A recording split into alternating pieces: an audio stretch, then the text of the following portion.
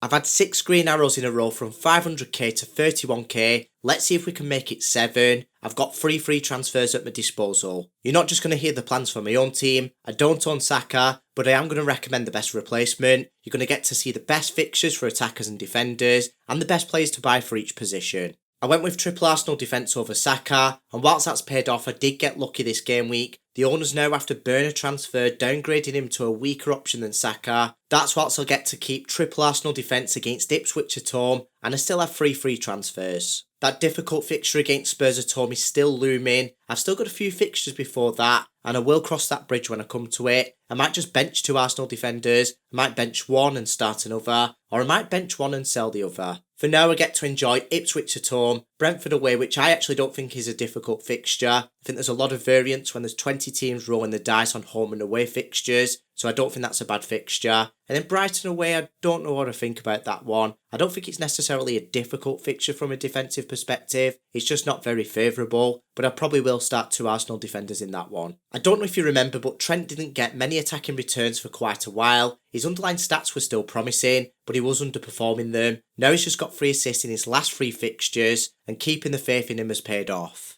In fact, Liverpool have got the best fixtures from a defensive perspective in the whole league right now. It's Leicester at home in game week 18 and Ipswich at home in game week 23, with loads of average fixtures in the middle of it. To be fair, City's got the easiest fixtures for the next 5, but because they face Chelsea in game week 23, that does bring it down a little bit. Plus in game week 24, Liverpool have a double game week penciled in. It's not 100% certain, but it's very likely to land in that game week. That applies to Everton as well. I wouldn't bring in an Everton defender this game week because it's City away. I know they're not in form, but we know what they can do. I think it's not bad to bring in an Everton defender next game week against Forest at home. You do have Spurs at home in game week 22, but if you get Mikalenko and put him on the bench for that game week because he's only 4.3 mil, then it's not too bad. Everton's a strong defence to target. I'm not going to go on about that too much, I say it every single game week, but Mikalenko's the best option if you want to buy an Everton defender. If I was recommending the goalkeeper, I'd actually go for the Pickford and Fabianski combination. You could start Fabianski this game week against Southampton away, then you've got that solid Everton defence, and when it gets difficult in game week 22, you can start Fabianski again against Palace at home. Then it gets even better in game week 24, where there's roughly a 90% chance of Everton doubling. If that 10% chance does happen where Everton don't double, you'll benefit from that double in the near future anyway. If money is no object, you could target the best defence in the league with the easiest defensive fixtures in the league, which of course is Liverpool, and you can benefit from that double in 24 as well. If money is an object and you can't even afford Pickford,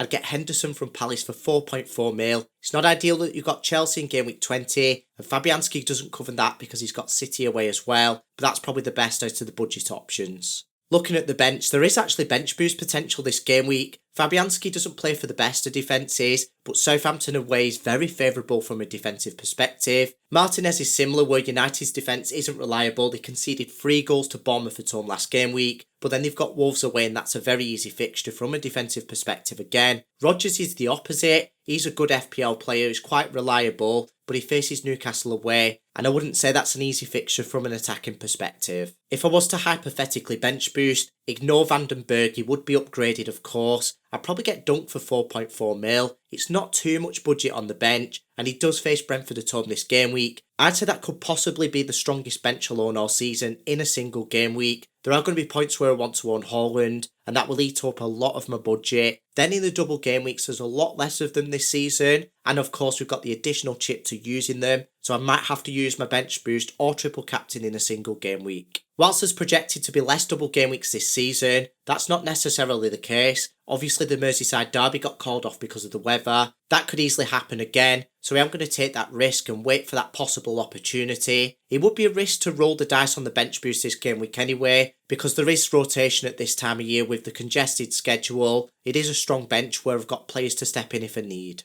Moving on to midfield, I'm set on starting Semenyo against Palace at home over Rodgers against Newcastle away. Last game week I was umming and ahhing between the two of them. I was going to start Semenyo at first, but when I had a look at the data for the opponents and the players themselves, I thought Rodgers was a slightly better option, and that paid off. Next up in midfield are Salah and Palmer. I captained Salah last game week and that paid off. I'm not going to spoil the best captain video this game week. Hear me out, I might actually sell Salah next game week for Haaland as part of a double transfer. That's because Haaland has much easier fixtures, he ranks higher on my captaincy matrix, but that is if the stars align and if I do plan on captaining Haaland. Before anyone doubts me, I've made a lot of bold calls like this in the past, I've got slated for it, and I was right in the end, so just be patient with me if I do decide to go with that decision. There will be a reason for it where I'm looking forward and not backwards. If you want to see if I go ahead with that decision or not, make sure you hit the subscribe button if you've not already, so you don't miss any future team selection videos, or any of my best captain videos either. Mitoma's blanked for 4 game weeks in a row now,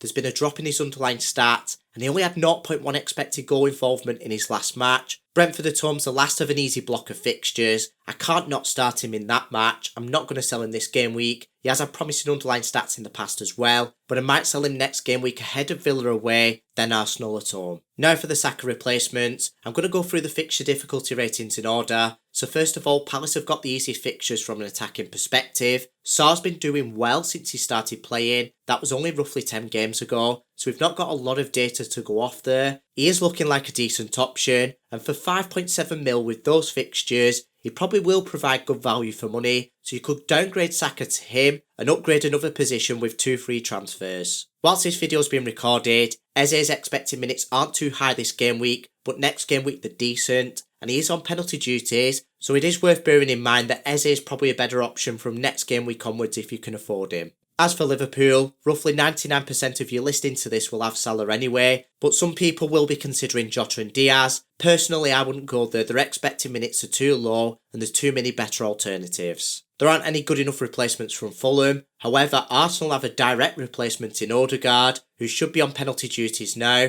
We've even seen Saka hand them over to him whilst he's on the pitch. If you do opt for Odegaard, you will need to consider Saka coming back. The positive would be that you could swap straight back to him if you leave enough in the bank. It is a like for like swap. The bad thing is, if you do plan on keeping him, or there's transfers in between and you lose that budget and you're stuck with Odegaard, you do lose the penalty duties, but he's not necessarily a bad option when Saka's there anyway. That does lead me to think, does it affect him negatively if Saka's not playing? Personally, if I was playing in his position, I would rather have Saka next to me on the pitch, but then you've got the other narrative where Odegaard needs to take more responsibility going forward.